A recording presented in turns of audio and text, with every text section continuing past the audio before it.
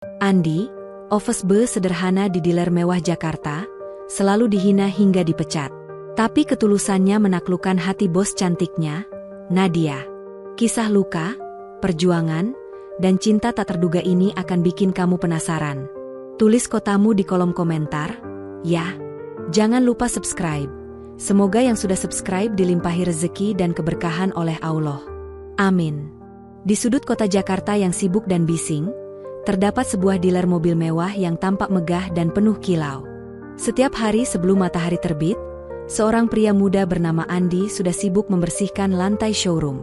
Dengan seragam biru yang mulai pudar warnanya dan tangan yang kasar karena deterjen, ia menyapu dan mengepel tanpa suara. Andi bukan siapa-siapa. Ia hanya lulusan sekolah menengah atas yang menolak menyerah pada nasib. Di usia 27 tahun, ia hidup sendirian di kos kecil, mengirim sebagian besar gajinya ke kampung halaman demi membiayai adik dan ibunya yang sakit-sakitan. Ia tidak mengeluh. Setiap pagi ia datang lebih awal dari siapapun dan pulang paling akhir. Namun, tak banyak yang tahu bahwa Andi bukan hanya membersihkan lantai. Ia juga sering menyapa pelanggan yang datang lebih awal. Senyumnya ramah, tutur katanya sopan. Calon pembeli yang awalnya ragu justru merasa nyaman karena sapaan tulus dari Andi. Mereka merasa dihargai, bukan dinilai dari pakaian atau dompet mereka. Berulang kali, mobil-mobil laku terjual setelah interaksi pertama mereka bukan dengan sales, tapi dengan Andi. Namun, tak pernah sekalipun nama Andi disebut di papan. Tak ada bonus, tak ada ucapan terima kasih. Ia hanya bayangan di balik kilau keberhasilan showroom itu. Atasan langsung Andi adalah seorang wanita muda bernama Nadia. Cantik, modern, penuh wibawa.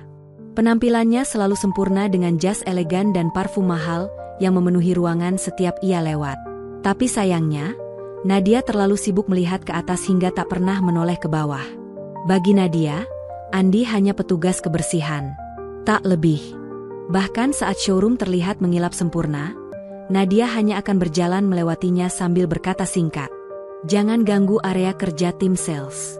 Seolah-olah Andi adalah gangguan visual yang harus disingkirkan. Tapi Andi tidak pernah membalas kasar. Ia hanya tersenyum. Namun dalam diamnya, ada luka yang ia simpan sendiri. Luka karena dihina saat berbuat benar. Luka karena keberadaannya seolah tidak pernah cukup untuk diakui. Hingga suatu pagi, segalanya mulai berubah. Seorang pria bertubuh tinggi dengan jas mahal dan gaya bicara cepat datang ke dealer. Namanya Vito. Ia mengaku punya pengalaman hebat di bidang marketing. Dalam waktu seminggu, Nadia menunjuknya sebagai kepala bagian pemasaran. Cepat tanpa proses panjang. Padahal Vito bahkan belum mengenal medan kerja. Tapi wajah tampan dan caranya memuji Nadia membuat semuanya terasa logis. Setidaknya bagi mereka yang hanya melihat dari permukaan. Andi tahu posisinya makin tak dianggap. Tapi yang lebih menyakitkan, Vito mulai menjadikannya bahan candaan di depan banyak karyawan. "Wah, kalau ngepel terus bisa jadi manajer lantai nih," ucap Vito sambil tertawa. Andi hanya menunduk. Ia tahu tak ada gunanya membalas. Tapi di dalam hatinya, satu kalimat terus bergema. "Sampai kapan aku harus diam dan terus dihina seperti ini?" Pagi itu, sinar matahari menyelinap melalui jendela besar showroom, tapi suasana hati Andi tetap kelabu. Ia kembali menyapu lantai dengan gerakan mekanis, pikirannya dipenuhi gema candaan Vito kemarin. Di sudut ruangan, beberapa sales berbisik sambil sesekali melirik arahnya. Tawa kecil mereka seperti pisau yang menusuk pelan. Andi menarik napas dalam, mencoba menenangkan diri. Ia tak ingin luka kecil ini menghentikan langkahnya. Namun, setiap sapuan kain pel di lantai terasa lebih berat dari biasanya. Tiba-tiba, pintu masuk showroom terbuka. Seorang pria tua berpakaian lusuh melangkah masuk. Sandal jepitnya berderit di lantai mengilap, kaosnya kumal, dan wajahnya penuh kerutan. Ia mondar-mandir, memandangi mobil-mobil mewah dengan mata penasaran. Sales lain hanya melirik malas, beberapa bahkan berpaling pura-pura sibuk. Vito, yang sedang memamerkan senyum percaya dirinya, berkata lantang, "Pak, mobil di sini mahal. Jangan salah tempat. Ini bukan showroom warung kelontong." Tawa kecil meledak dari beberapa rekan kerja. Andi, yang sedang mengepel di sudut ruangan, berhenti. Ia memandang pria tua itu dengan iba, lalu tanpa ragu menghampirinya. "Selamat pagi, Pak. Mau saya bantu lihat tipe-tipe mobil di sini?" Pria tua itu menatap Andi, senyumnya muncul perlahan. "Kalau tidak merepotkan, Nak," Andi menjelaskan dengan sabar. Dari harga, kapasitas mesin, hingga keunggulan tiap model. Mereka berbincang cukup lama, suara Andi lembut namun jelas, penuh perhatian. Tak ada yang memperhatikan mereka, kecuali sorot mata Vito yang tampak kesal dari kejauhan. Sebelum pergi, pria tua itu menepuk bahu Andi dan berkata pelan, "Terima kasih. Hari ini saya memang belum beli, tapi saya tidak akan lupa caramu memperlakukan saya." Andi hanya mengangguk dan kembali bekerja, tak menyadari bahwa kalimat itu akan mengubah hidupnya. 2 hari kemudian, tubuh Andi melemah. Ia menggigil di kamar kos sempitnya, wajahnya pucat, dan tak sanggup berdiri. Dokter di klinik dekat kos menyebutkan Andi terkena tipes. Ia hanya bisa rebahan di atas kasur tipis dengan kipas angin kecil sebagai penyejuk satu-satunya. Meski lemah, Andi tetap mengirim pesan ke bagian sumber daya manusia dan mengirim surat izin melalui email, berharap dimengerti. Tapi siang itu, ponselnya berdering. Nama Nadia muncul di layar. Dengan suara parau, Andi mengangkat. "Halo, Bu Nadia." Suara di seberang telepon tajam dan dingin. "Kamu kemana saja 2 hari ini? Diler berantakan. Kamu kira ini tempat main?" Andi menelan ludah, suaranya nyaris habis. "Saya sakit, Bu. Saya sudah kirim izin lewat email dan pesan ke sumber daya manusia." Namun, belum selesai menjelaskan, suara Nadia memotong kasar. "Aku tidak peduli dengan alasanmu. Kalau sakit terus, silakan resign. Banyak yang lebih kompeten dari kamu." Telepon ditutup. Andi menatap layar kosong ponselnya, hatinya terasa lebih panas dari demamnya. Kata-kata itu menancap dalam, seperti palu yang menghantam dadanya. Dengan tubuh lemah dan hati remuk, Andi mengambil selembar kertas kosong. Ia menulis pelan surat pengunduran diri, tanpa tangisan, tanpa keluhan. Hanya setetes air mata yang jatuh perlahan di atas huruf-huruf yang tertulis rapi. Sementara itu, di kantor pusat, Nadia duduk di ruangannya yang nyaman, merapikan laporan mingguan. Ruangan itu dingin, wangi, tenang, hingga telepon dari ayahnya, Pak Rahman, mendadak masuk. "Besok malam pulang ke rumah. Ada yang perlu kita bicarakan." Suara ayahnya tegas dan dingin, tak ada ruang untuk tawar-menawar. Nadia tak bertanya lebih lanjut, meski hatinya penasaran. Malam pun datang. Di rumah besar berarsitektur klasik, Nadia duduk di ruang kerja ayahnya.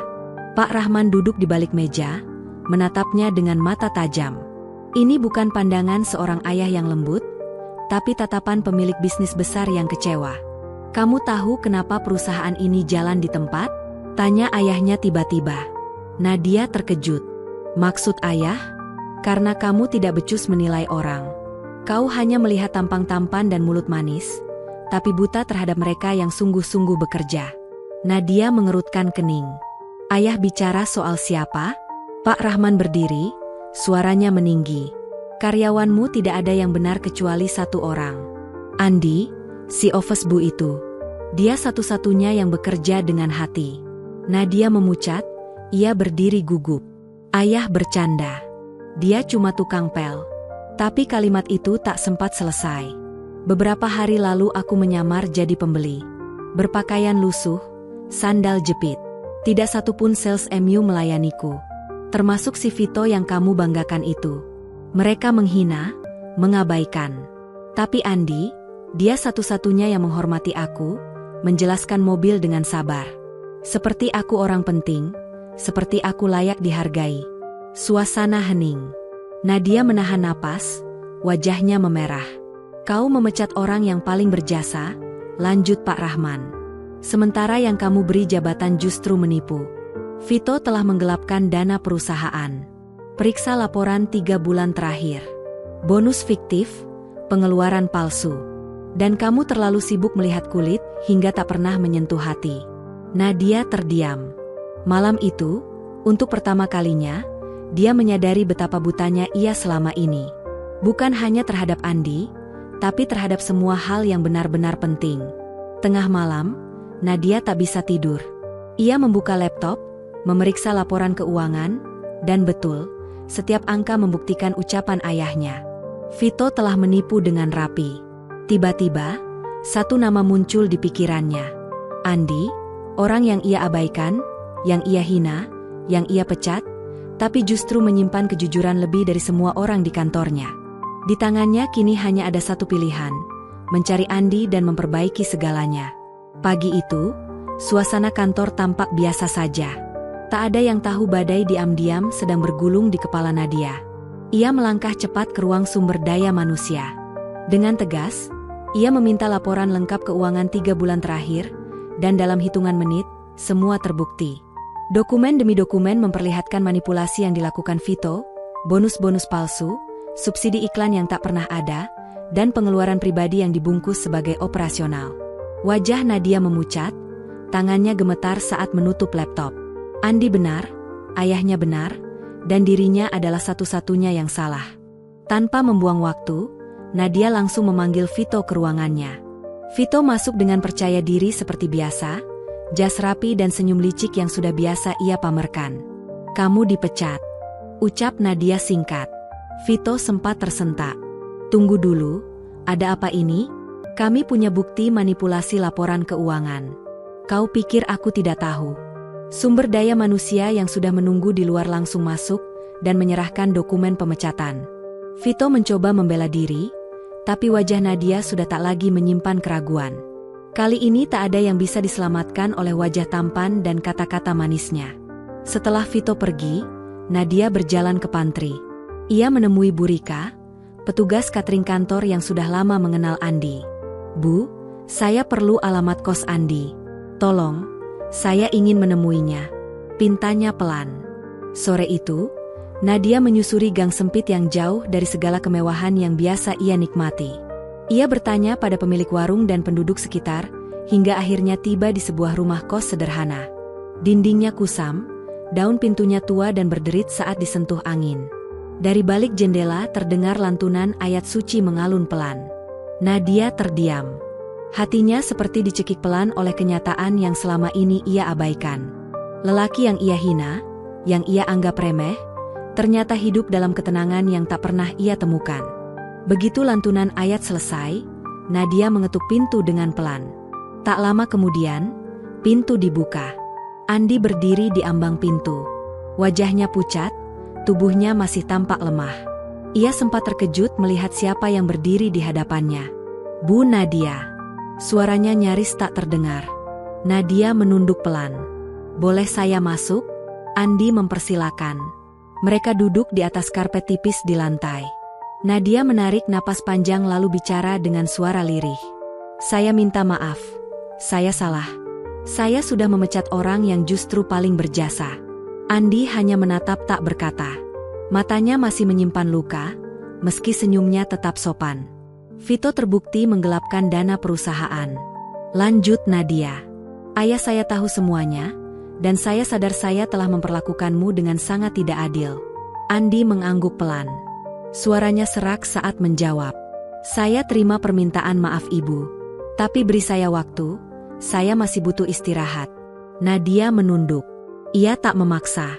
"Saya mengerti, tapi saya ingin kamu tahu, jika kamu bersedia kembali, kamu tidak akan lagi di posisi office boy. Kamu pantas berada di tempat yang lebih layak." Beberapa hari berlalu setelah kunjungan itu, Andi belum juga memberi jawaban. Namun, suatu pagi saat Nadia membuka pesan di ponselnya, sebuah notifikasi masuk. "Insya Allah besok saya mulai kerja." Pagi itu, kantor dealer dikejutkan oleh sosok yang masuk dengan tenang namun berwibawa. Andi, pria yang dulu hanya mengenakan seragam office boy, kini datang dengan kemeja rapi, sepatu bersih, dan tas kerja di tangannya. Ia bukan lagi petugas kebersihan. Kini Andi menjabat sebagai kepala operasional, menggantikan posisi Vito yang dipecat. Meski pangkatnya tinggi, sikap Andi tetap sama. Ia menyapa semua orang dengan senyum, datang paling pagi dan pulang paling akhir. Tapi satu hal yang berubah, matanya kini tak lagi mencari-cari pengakuan. Di ruangannya, Nadia diam-diam memperhatikan dari kejauhan. Ada kekaguman yang tak bisa ia sembunyikan. Namun, ia tetap menjaga jarak. Tak ada kata-kata manis, hanya apresiasi yang perlahan mulai ia tunjukkan lewat sikap. Penjualan meningkat pesat, sistem kerja menjadi rapi, bonus dibagikan tepat sasaran. Tim mulai solid, suasana kantor yang dulunya kaku kini terasa lebih hangat. Semua berkat Andi, si pria sederhana yang pernah dihina dan kini membawa terang ke tempat yang dulu menenggelamkannya. Namun, hari-hari berlalu, dan perubahan mulai tampak pada Andi. Ia tak lagi menyapa ceria. Hanya kepada pelanggan ia tetap ramah. Sisanya, ia memilih diam dan tenggelam dalam pekerjaannya. Sampai suatu hari, seorang pria tampan bersetelan jas datang ke kantor. Wajahnya cerah, pembawaannya percaya diri. Ia langsung menuju ruang Nadia. Beberapa menit kemudian, terdengar suara tawa dari balik pintu kaca. Pria itu bahkan sempat menyentuh tangan Nadia dengan akrab. Andi, yang hendak menyerahkan laporan bulanan, terdiam di depan pintu.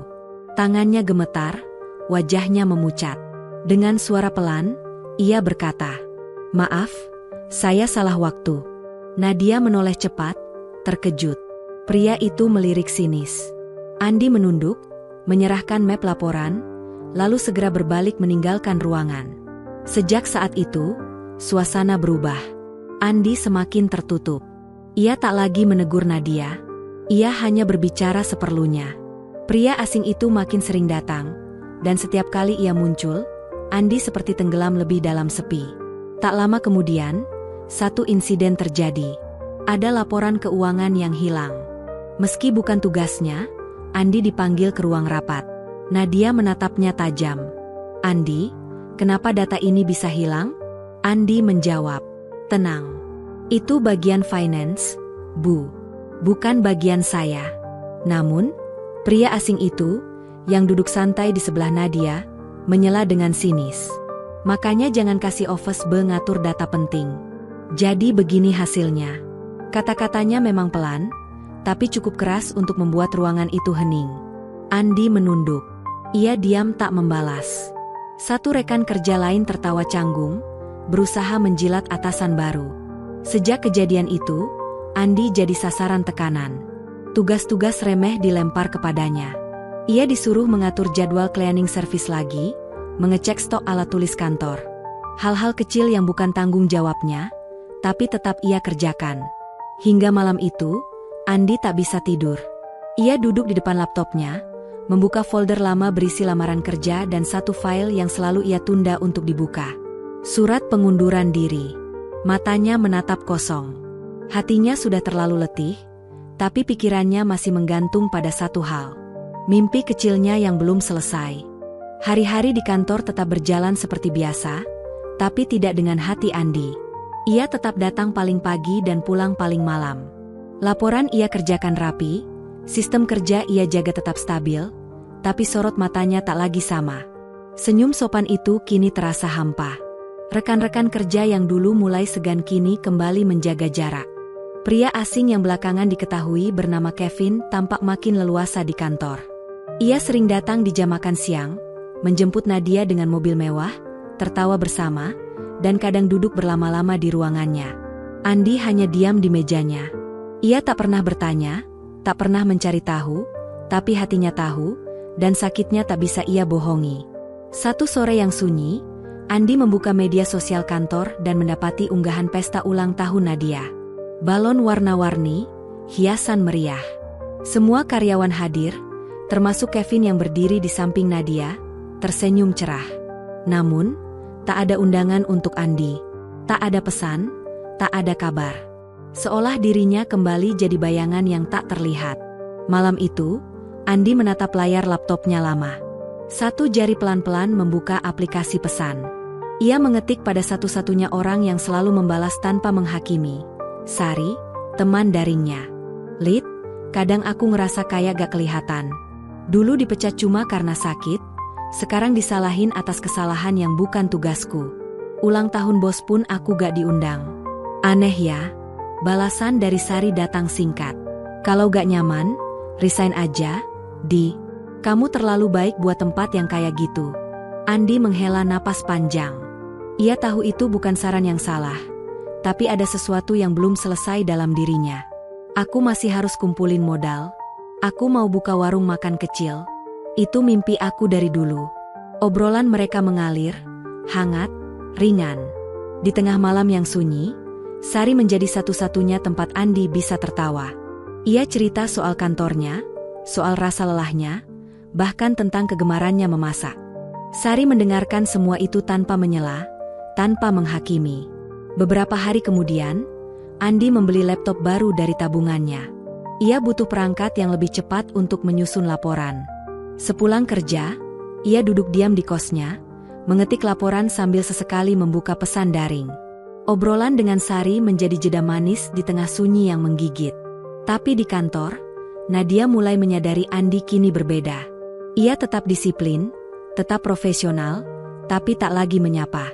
Tatapannya tak lagi menanti, hanya hening dan jarak. Suatu siang, Andi masuk ruangannya, menyerahkan laporan tanpa mengetuk. Ia terdiam melihat Nadia dan Kevin duduk sangat dekat. Tangan mereka saling bertaut. Tawa mereka menggema pelan. Andi berdiri kaku sejenak. Map laporan di tangannya bergeser. Tangannya gemetar. "Maaf gangguannya, Bu." Nadia kaget. Kevin melotot. Andi segera keluar. Dada yang dipukul diam-diam itu kini makin sesak. Sejak saat itu, Kevin mulai memperlakukan Andi seperti bayangan yang tak diinginkan. Kata-katanya sering menyindir, sikapnya semakin congkak, bahkan di depan umum. Dan yang lebih menyakitkan, tak ada satupun yang membela Andi. Malam itu, Andi menulis lagi pada Sari. "Lid, kadang aku capek, aku pengen menyerah. Tapi kalau aku berhenti sekarang, semua yang aku perjuangkan sia-sia." Sari membalas lembut. "Kamu orang baik, Di. Dunia mungkin gak lihat itu sekarang, tapi aku lihat." Andi tersenyum tipis. Untuk pertama kalinya sejak lama, ia merasa dilihat, dihargai, dipedulikan. Tapi ia tidak tahu badai besar yang sebenarnya belum benar-benar datang. Pagi itu, langit Jakarta kelabu. Andi melangkah ke kantor dengan wajah lelah. Tubuhnya mulai terasa rapuh. Beberapa malam terakhir, ia tak tidur nyenyak. Mimpi buruk dan tekanan kerja bercampur jadi satu. Tapi ia tetap datang paling awal, tetap menyusun laporan, tetap menyapa sopan. Walau hatinya kian kosong. Tugas-tugas tambahan yang bukan wewenangnya terus dilimpahkan padanya. Dari mengecek stok alat tulis kantor, hingga memperbaiki jadwal cleaning service. Semuanya diam-diam dilemparkan ke meja Andi. Tak ada yang berterima kasih. Tak ada yang menyadari. Hanya pundak yang makin berat dan dada yang makin sempit. Suatu siang, Andi menyerahkan laporan bulanan ke ruang Nadia. Ia terburu-buru. Tanpa mengetuk, ia masuk seperti biasa. Tapi langkahnya terhenti. Kevin sedang duduk dekat sekali dengan Nadia. Tangan mereka masih bertaut. Tawa mereka pecah seperti sepasang kekasih yang tak perlu disembunyikan lagi. Map laporan di tangan Andi nyaris jatuh. "Maaf, Bu." Nadia tersentak. Kevin menoleh tajam. Andi menyerahkan laporan, menunduk, dan segera keluar. Tapi dada yang panas itu tak bisa ia padamkan. Tawa mereka masih terngiang hingga ia kembali duduk di mejanya. Keesokan harinya, sebuah data penting di sistem keuangan kantor hilang. Padahal bukan Andi yang bertanggung jawab atasnya. Tapi entah kenapa, Nadia memanggil Andi dengan wajah muram. "Andi, ini kenapa bisa hilang?" Andi menjawab dengan tenang. "Maaf, Bu. Itu bukan bagian saya, mungkin dari tim finance." Sebelum kalimatnya selesai, Kevin menyela dari kursi Nadia. "Makanya jangan kasih office boy jadi pengurus data penting, jadi rusak semua." Kata-kata itu pelan tapi cukup tajam untuk membelah hati Andi. Ia menunduk, tak membalas. Tapi dalam diamnya, sesuatu runtuh tanpa suara. Salah satu rekan kerja bahkan ikut menyindir, mencoba cari muka di depan Kevin. Andi tahu kantor itu kini bukan lagi tempat bekerja, tapi medan perang yang sunyi. Malam itu, Andi tak bisa tidur. Ia membuka aplikasi pesan dan menulis panjang ke Sari. "Kadang aku ngerasa kayak cuma alat. Dulu dipecat karena sakit, sekarang disalahin atas kesalahan yang bukan tugasku. Ulang tahun bos aja aku nggak diundang. Sekarang setiap hari ditekan sama pacarnya. Aneh ya, Lid. Balasan Sari datang cepat. Di, kamu terlalu baik buat lingkungan yang gitu. Tapi kalau kamu harus bertahan demi mimpi, aku akan terus ada buat dengar. Andi tersenyum kecil. Ia menatap langit-langit kosannya. Pikirannya berkelana. Ia mulai menulis, menyusun kembali impian lama, warung makan kecil yang bisa ia bangun dari tabungan. Tapi malam itu, ia juga membuka folder lamaran kerja. Beberapa surat lamaran sudah siap, namun belum dikirim. Ia juga membuka satu file lain, surat pengunduran diri. Ia menatapnya lama, tapi tidak membukanya. Pagi harinya, tubuh Andi mulai benar-benar lemah. Ia tetap ke kantor, tapi tiap langkah seperti menahan beban yang tak terlihat. Dan saat ia pulang dari tugas luar kota, sebuah telepon dari Nadia masuk. Andi, laporan minggu ini sudah kamu kirim? Sudah, Bu. Ada di laptop saya di atas meja. Telepon ditutup. Andi kembali mengendarai motor kecilnya melewati jalanan sempit. Tapi di perempatan dekat pasar, sebuah motor menyalip kasar dari sisi kanan. Tabrakan tak terelakkan. Tubuh Andi terpental. Motornya ringsek. Ponselnya terlempar ke selokan. Andi tak sadarkan diri di tengah jalan. Tak ada yang mengenalinya di lokasi kejadian. Ia hanya seorang lelaki sederhana yang tergeletak lemah sendirian. Di kantor, suasana masih seperti biasa. Nadia membuka laptop Andi di ruangannya untuk mencari laporan mingguan yang dijanjikan. Saat itu, notifikasi pesan muncul di pojok kanan layar. Andi ternyata belum keluar dari akun pesannya di laptop. Nadia semula hendak menutup jendela aplikasi itu. Namun, matanya tak sengaja menangkap nama pengirim, Sari. Ia terpaku, rasa penasaran mengalahkan etika. Ia membuka percakapan itu, dan dari sanalah semuanya terbuka. Curahan hati Andi tertulis panjang tentang rasa lelahnya, tentang pengabaian, tentang sakitnya diperlakukan seperti bayangan yang tak pernah dianggap, tentang ulang tahun Nadia yang tak pernah mengundangnya, tentang Kevin, tentang tekanan yang datang tanpa henti, juga tentang Sari. Ia membaca pesan terakhir Andi yang hancur, karena Sari ternyata sudah dijodohkan oleh orang tuanya. Juga kalimat pamungkas yang membuat dada Nadia ikut sesak. Aku cuma pengin dihargai meski sekali, tapi mungkin aku gak penting buat siapa-siapa.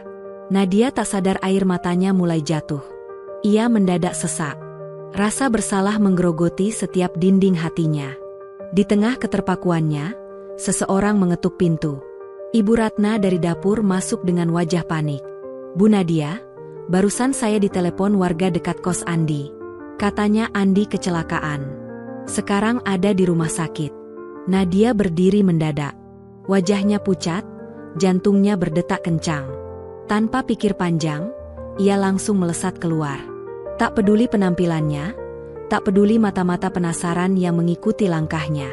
Mobilnya melaju menembus sore Jakarta. Bayangan wajah Andi menari-nari dalam pikirannya. Senyumnya yang tulus, diamnya yang sabar, tatapan matanya yang selalu menunduk saat disakiti. Ya Allah, bisiknya lirih. Selama ini aku terlalu buta. Rumah sakit itu sepi. Bau obat menyergap sejak dari pintu masuk. Suara langkah petugas dan detik jam menggema lembut. Nadia berdiri kaku di depan ruang perawatan Andi. Ia ingin masuk, tapi hatinya gentar. Ada rasa bersalah yang tak pernah ia akui. Perlahan, ia mendorong pintu. Di dalam, Andi terbaring lemah. Perban melilit di pelipisnya. Tangan kirinya tergantung gips. Matanya terpejam, tapi ketenangan tetap memancar dari wajahnya. Ketulusan yang dulu sering ia remehkan kini terasa lebih berharga dari Altex, dari segalanya. Nadia menarik kursi. Ia duduk menatap tak berkata apa-apa. Waktu berlalu dalam diam. Lalu pelan-pelan Andi menggeliat. Matanya terbuka setengah dan ia terkejut melihat siapa yang ada di sampingnya. Bu Nadia. Suaranya parau. Nadia menunduk. Tangannya menggenggam lengan Andi yang masih lemah. Maafkan aku, Andi. Aku baca semua. Aku tahu semuanya. Andi tak menjawab. Tatapannya kosong menembus langit-langit. Aku keterlaluan, aku buta. Aku cuma lihat keuntungan, tapi lupa orang di baliknya. Andi menarik napas dalam-dalam, masih menatap lurus ke atas. Saya cuma pekerja biasa, Bu. Tidak. Suara Nadia tercekat. Kamu lebih dari itu, jauh lebih dari itu. Andi menoleh perlahan. Mata mereka bertemu. Aku ingin kamu kembali, Andi. Tapi bukan karena kamu berguna, karena kamu berharga. Bukan cuma buat kantor, tapi buat aku. Sun. Hanya suara infus yang menetes pelan. Andi tersenyum tipis. Saya masih harus sembuh dulu, baru bisa mikir kerja lagi. Nadia mengangguk pelan, sambil mengusap air matanya. Kapanpun kamu siap, aku akan menunggu. Andi menatap jendela. Hujan turun perlahan. Langit seperti ikut menangis. Bu, iya, Andi. Mungkin langitnya lega karena akhirnya ada yang jujur. Mereka pun diam, dalam damai yang rapuh. Beberapa hari setelah keluar dari rumah sakit, Andi kembali ke kamar kosnya.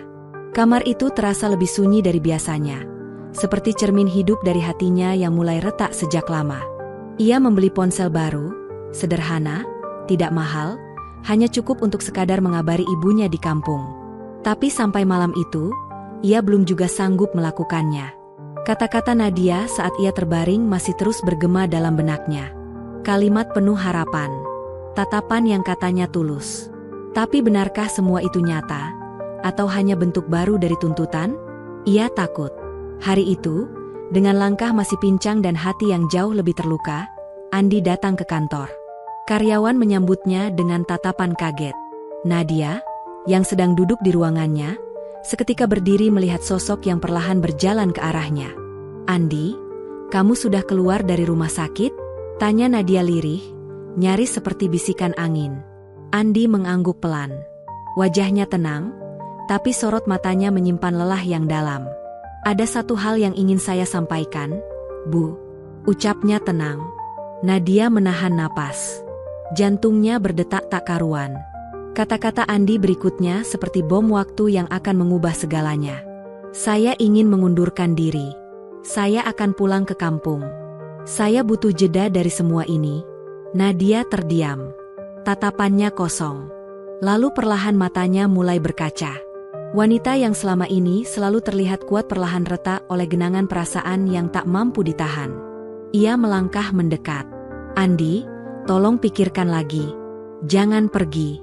Aku mohon. Andi hanya tersenyum. Bukan senyum bahagia, tapi senyum seorang yang telah terlalu sering disakiti dunia. Saya gak marah, Bu. Saya cuma lelah. Tapi sungguh saya sudah memaafkan Ibu. Hanya saja izinkan saya beristirahat. Nadia menunduk. Air matanya jatuh satu persatu seperti hujan yang datang tanpa aba-aba. Hari itu, Andi berpamitan pada Bu Rika. Pelukan hangat dan tangis lirih mengiringi langkahnya yang tertatih. Di tangannya ada sebuah laptop tua dan selembar kertas. Hati dan tubuhnya belum benar-benar pulih. Tapi ia merasa inilah waktunya. Ia harus kembali ke akar, mencari ulang makna dari semua luka. Beberapa minggu berlalu, kantor tak lagi sama. Tak ada lagi ketelitian Andi dalam laporan. Tak ada suara ringan di pantry yang menenangkan. Semangat perlahan memudar seperti bunga kehilangan matahari. Nadia duduk di ruangannya, menatap layar komputer yang menyala, tapi pikirannya tak di sana. Telepon dari Kevin dibiarkan berdering. Dulu pria itu selalu ditunggu, kini rasanya hambar. Bayangan Andi memenuhi benaknya.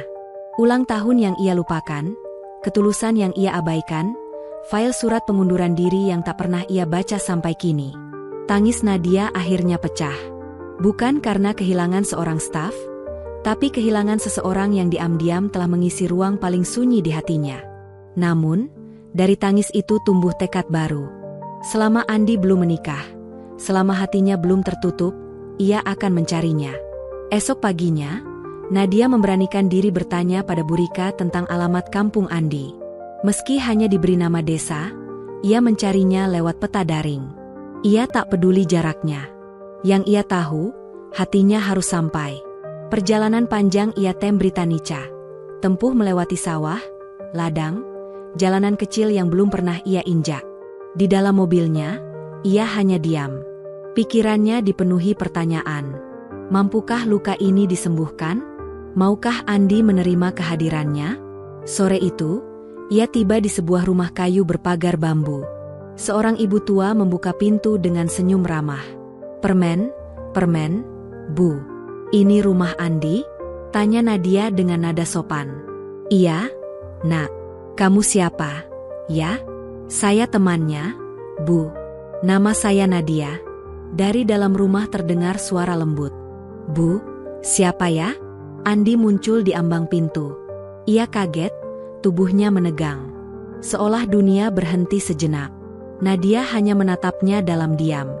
Mereka duduk di beranda.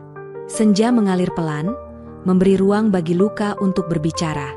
"Masih marah padaku?" tanya Nadia, suaranya nyaris tak terdengar. Andi menggeleng pelan. "Enggak, aku terlalu letih buat marah. Kebencian cuma menambah luka." Nadia menunduk. "Aku sudah tahu semuanya tentang Sari." Andi hanya tersenyum kecil, getir. "Aku mencintainya dulu, tapi dia dijodohkan." Tatapan Nadia tak beranjak dari wajah lelaki itu. "Aku datang ke sini bukan untuk menawarkan pekerjaan, Andi," ucapnya perlahan. "Aku datang karena aku mencintaimu." Andi terdiam. Angin senja menyapu wajahnya, tapi dalam dadanya, debar mulai muncul. "Bagaimana dengan pria yang sering datang ke kantormu?" Nadia tersenyum tipis. "Dia memang menyukaiku, tapi aku gak pernah membalas. Hanya kamu, sejak dulu, aku yang buta. Aku yang terlambat menyadarinya." Andi masih belum menjawab, tapi hatinya mulai mencair. Hari-hari berikutnya, Nadia tak pernah absen di akhir pekan. Ia datang dengan senyum, membantu ibunda Andi di dapur, ikut ke kebun. Meski jarinya halus dan tak biasa kotor, ia bukan lagi sosok galak pemilik perusahaan. Ia berubah menjadi Nadia, seorang perempuan yang jatuh cinta, yang ingin membuktikan bahwa cintanya bukan luka. Suatu sore, Andi bercerita, "Ayahmu pernah nelepon aku, meminta aku kembali." Nadia tersenyum malu. "Iya, aku yang minta beliau melobi kamu, tapi jangan marah, ya." Ia menggenggam tangan Andi. Mata mereka bertemu. "Aku mencintaimu, Andi. Jangan ragu. Aku janji aku gak akan menyakitimu lagi." Kali ini, Andi tidak menahan perasaannya. "Aku juga mencintaimu, Nadia. Tapi janji, jangan sakiti aku lagi, ya." Nadia mengangguk pelan. Air matanya jatuh, tapi bukan karena luka, melainkan karena haru yang lama tertahan. Ia memeluk Andi perlahan, tapi begitu erat. Di bawah langit senja yang merah tembaga, dua jiwa yang sempat retak akhirnya menemukan rumah dalam pelukan satu sama lain. Hari-hari berlalu dengan lebih damai. Andi tetap tinggal di kampungnya untuk sementara, membantu ibunya dan menjaga warung kecil yang perlahan ia rintis. Laptop tuanya kini dipakai untuk menyusun rencana bisnis sederhana, bukan lagi menyusun laporan bulanan perusahaan. Nadia tak pernah absen datang di akhir pekan. Kadang ia membawa bibit tanaman, kadang buku resep. Mereka duduk berdua di teras rumah kayu, membicarakan masa depan. Tak ada lagi skat atasan dan bawahan. Yang tersisa hanyalah dua hati yang saling berusaha sembuh dan saling memperbaiki. Andi sempat berkata, "Aku dulu gak percaya orang bisa berubah, tapi kamu bikin aku yakin." Nadia menatapnya dalam. "Aku juga berubah karena kamu, Andi. Kamu yang buka mataku. Selama ini aku sibuk mencari yang sempurna. Sampai lupa, orang paling tulus justru berdiri diam di depan mataku." Suatu pagi, Andi duduk di depan warung kecilnya yang kini mulai ramai pembeli. Di sampingnya, Nadia sibuk menulis sesuatu di buku kecil. Ternyata ia membantu menyusun pembukuan keuangan warung itu. Andi tertawa kecil. "Dulu kamu pegang dealer mobil ratusan unit, sekarang ngitungin warung." Nadia tersenyum sambil menjentik pelan dahi Andi. "Justru ini yang lebih penting. Karena disinilah aku merasa punya rumah." Di antara tawa mereka, tiba-tiba terdengar suara motor dari kejauhan. Pak Rahman, ayah Nadia, turun dari motor trailnya yang berdebu. Andi dan Nadia langsung berdiri. Pak Rahman mendekat, menepuk bahu Andi.